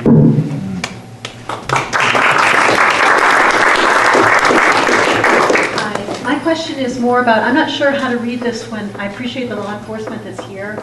I don't really know what it means that we don't have more folks that have come out. Because this dialogue is just so critically important and citizens want to know. But in the event of a, civil unrest type situation, you guys can't do it without us and we can't do it without you. So are there any programs? I guess I'm looking for perspective, what's going on in our area with our counties. Is there a program that would be created where a citizen force aligns with our law enforcement to work together? The way that would work with us is, and with all sheriffs have the authority to call a posse in that time frame. And that's what we would do. We don't, and I know a lot of people get a lot of mileage out of this, and I just love some of the flamboyant sheriffs that have. But I don't currently, right this moment, have a state of emergency in the county. I have a lot of threats of emergency. But the moment that threat turns into a state of emergency, I'll be calling on all the citizens to bring their weapons and do the thing. We have tabletoped a lot of things, and we can always do more, and we're planning to do more. As far as, you don't want 11,000 people showing up with their deer rifle and not knowing what to do. Unless you have enough people to say, you got this group, you got this group, you got this group. I'm sure y'all feel the same way, that if I got a whole bunch of people showing up that don't know what the game plan is, that can compound the situation. But that's, in that event, that's where the county sheriff still has, as long as we retain it. Now make no mistake, the same people that want your guns want us out of the way, because we don't work for them and they don't like that. I think that's probably part of what the real strength is behind this room of people. We're all many leaders in our communities. That's why we have to be the outspoken ones, because if something does happen, our community is going to look to us, and they're going to look to our churches, and it's going to be a leaderless resistance or pockets of safety within the chaos. You can't have, that's part of chaos, is it destroys any sort of structure that there may be. So you're not going to have a couple hundred people all driving to the same place, because maybe travel may not be possible. So I think that's part of what the real strength of it is, and that's why we all have to really delve into our own personal knowledge and preparedness. So I guess I'm asking the question to those in Buncombe County of our law enforcement of where do they stand? And, can we open a dialogue and, what would happen? Where do our deputies stand? I think a lot of police are scared to say. I think a lot of people have their opinions and they keep it to themselves when they're in a political position or whenever they have a police job. That's just my personal. And this is something, and I say this actually in defense of our police officers and police chiefs, but not at all in defense of the sheriffs. The nature of it is, and this is just what it is. Even the chief of police can't come out and make a public statement unless the mayor and city council approve of it. I would venture to guess that all your police officers feel just like me and you, but they may or may not be able to say that publicly. Even at the sheriff's office, or in an event that I can't do it, my chief deputy, the only two people allowed to talk to the press, because I want to make sure it represents the views of the sheriff's office. So I think what I would want to know to get those questions is one, call the sheriff and ask them point blank, and then maybe show up at a city council meeting and say, hey, where are we on this issue? And if you don't like their answers, then you need to look for candidates. My name is Gary Ennis, and my question is, I don't know if anybody watches The Blaze. Yep. I heard yesterday, this doesn't pertain to you, but George Soros is coming after North Carolina. Yep. Did you hear that? Yep. I didn't catch all of this story, but can you fill me in more of it? What he's doing, it's an offshoot of his organization they've got here, the progressives here are just coming after the GOP, is what I understood, to eviscerate them. And that's what I understood. See what anything about it. He gave money. Yeah. He gave money. Yes, sir, paying people North off. Carolina boyfriend. Right. Is what it's called. Right. It's on it's also on Carolina Clockhouse. Yeah, it's on Carolina Clogging. Okay. They want to Romney him. Getting back to the gun registration, I don't know how it works in Georgia or North Carolina, but I did buy a gun through an FL dealer in Kentucky. It was sent to here, and picked it up. He called an 800 number, gave my social security number, and the serial number on the gun. I bought one at Walmart. I had this big computer screen to fill out, and so where's all that paperwork going? What the ATF is apparently doing is they've got, I think it's more like an administrative type deal. And I'm not an FFL. My chief deputy is. He's kind of explained this to me how they treat him. In every FFL, whether it's chief deputies one, our sheriff's office armor, they have to have a list. They got to have a log of the guns that come in and out of their shops. The gun dealers have to have a log of the guns that come in and out of their shops. And the ATF, at any time they want to, can walk in there and they can inspect their logs, and they do from time to time. And they make sure that they're all like they want them to be. And the ramifications of that, I suppose, is losing your FFL. Now, I can say that if a situation arises, and this is very old, but very true, if a situation arises that I felt like whatever, somebody's going to come get the list of everybody who owns guns in the county and come get them. Make no mistake, nobody. If I knew that situation was coming, nobody would walk out of that store with those things. I'd go burn them myself, because that's my job as sheriff. Anderson said a long, long time ago that when a situation arises, Colin, it was the sheriff's, not only his right, but his duty to determine what public peace and tranquility demand and act accordingly. There's no Georgia law that does it. I think it's all being done as like an administrative thing. For if you want this license, here's what I want to do it. And I've had similar situations with other types of licensing where I've had federal officers show up in Towns County and tell somebody that they had to be here, they're going to inspect all their stuff, and basically had to go out there and tell them, like, that's not going to work. Unless you have a warrant, you're not going to tell my citizen that you're going to go inspect anything. You can ask. Thank you.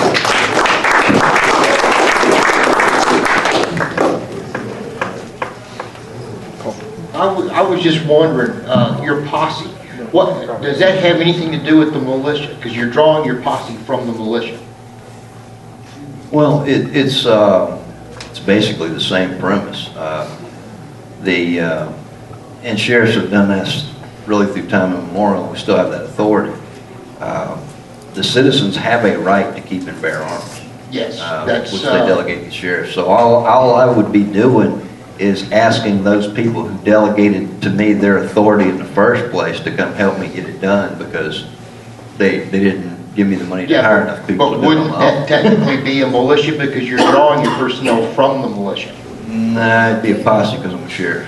Okay. Now, that's the only difference. U.S. Code Title 10, Section 311, 312, and extended in public law. That denotes your militia members are from 17 to 45 able-bodied citizens and non-citizens that have stated their desire to become a member, citizen of the United States. That is a militia member. That's U.S. Code. And under Section 312, extended into public law, which is the Efficiency of Militia Act, states militia cannot be disarmed. That's federal law. Well, as is the Second Amendment, but yeah, I understand where you're going. A posse works basically whoever, when I call and ask for their help, whoever I deem to be a posse member is a posse member, regardless of their age or anything else. It's just like when I appoint a deputy sheriff.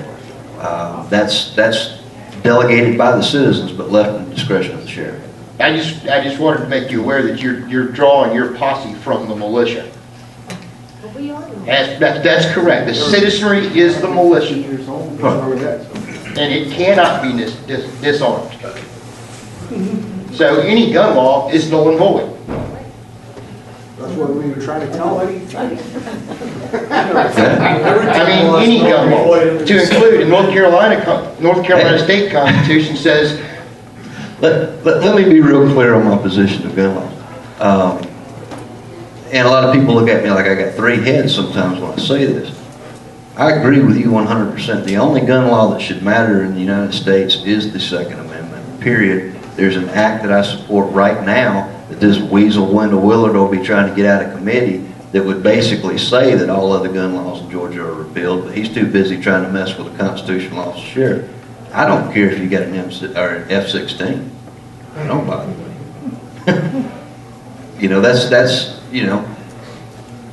That's you're preaching to the choir on that one. I agree with you. Yeah, but I'd like to hear from our North Carolina law enforcement. We know all gun laws are unconstitutional and illegal. All of them. That includes, what is it, 4473?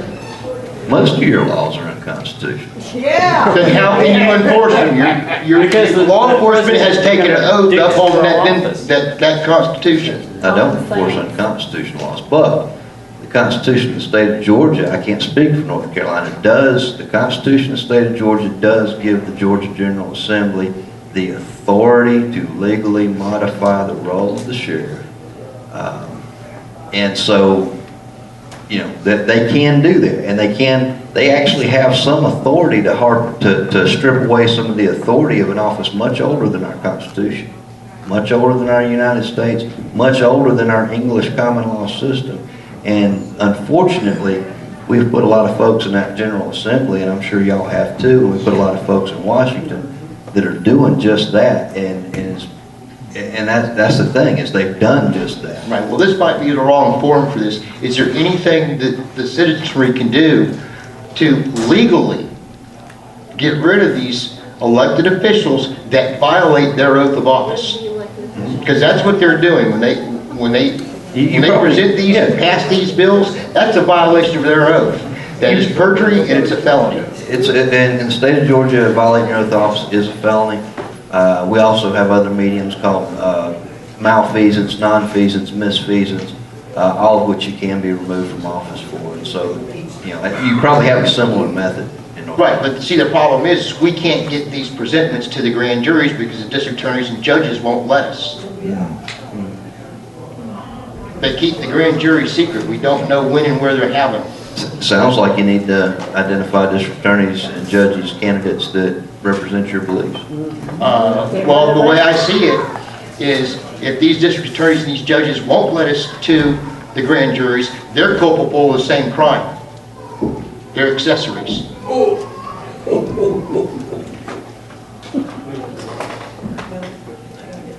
We're presuming you're dealing with a non-corrupted justice system.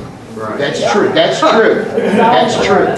That's why we need to bring back our grand juries and give public access to the grand juries. Yeah, it's arguable that income tax has nothing to do with anyone but government, people that work for the government and live in certain areas, things like that. But when the courts don't recognize that, what do? You know, Now, cannot jury nullification a is a sheriff great plan, I think, to educate. convene a grand jury? Not in the state of Georgia, no. Real quick, on what you started asking him about a lot of weeks ago, there was a plan in place a while back that some folks were going to get a county in Texas and do a free county project kind of thing. The guy who was going to move there, who was going to be the elected, the plan was for him to be elected sheriff. His plan was, and I want to just throw this out there in case you ever thought of this, or maybe it's ridiculous, I don't know. His plan was, if he got elected, he would pretty much deputize permanently everyone in the whole county. Thereby, none of their guns could ever be taken away. Now, is that legal or not? Because you're talking about the posse thing, but I mean, that's a temporary little thing. I mean, is it legal to deputize anybody you want? Oh, yeah. One of the very first acts I did as sheriff was deputize my then 5-year-old son. It didn't make him what the state of Georgia considers a certified peace officer. That's actually kind of a different thing. It's the state, and this is another area where they've kind of modified the ancient authority of the sheriff's office. The state in Georgia, and I don't know how North Carolina or other states, I think y'all actually have a little bit better laws. I can deputize people the livelong day, but to be able to serve warrants and that sort of thing, they have to go through the state's 3-month course and get approval from the state and all that sort of stuff. So it doesn't put them in the same necessary standing, but now as a posse member it does, which is the same idea, but. Well, I just wonder if that's another tactic that could be used in various places if it gets to that point where they're actually trying to take the guns and et cetera, et cetera. And I'm not familiar how North Carolina, I know in Alabama, because I got a friend that's there that is a member of the sheriff's office, but is not I don't understand how they differentiate, not a mandated officer, but is a sheriff's deputy and does carry a gun, and does all these things, and that's been the case for a while, so. Or different is there a states. time limit on the posse idea? Is there like That's up to the discretion of the sheriff. Oh, okay, well then, okay. Then it might not matter, it's probably easier. Right, and in that situation, when they come to try to take your guns, in Towns County at least, you're gonna be a member of the posse. in perpetuity. Are you anywhere near Kennesaw, Mr. We're about 2 hours northeast of Kennesaw. One more question. That was a curious question. One more. Kind of going off what Nancy said, how can we as citizens get some training so that if we are ever called to a posse, we'll know what to do? Is there any place that does training for citizens in firearm safety? Yeah, there's, and I don't know what you have locally. I know in Towns County, we do a lot in conjunction with the Chattooga Gun Club. I'm a member of the club, and they offer a lot of things. Somebody mentioned earlier, Women on Target is one of the things that they offer. They got a lot of great training there, and we're in the process of, at the sheriff's office, working on some things that we're going to do as far as firearms safety and firearms training for the public. But that's, you just have to find out what was in your area. Appleseed is another one, right? Appleseed. Is that local? I want to thank everybody for coming. You guys are great, thank you.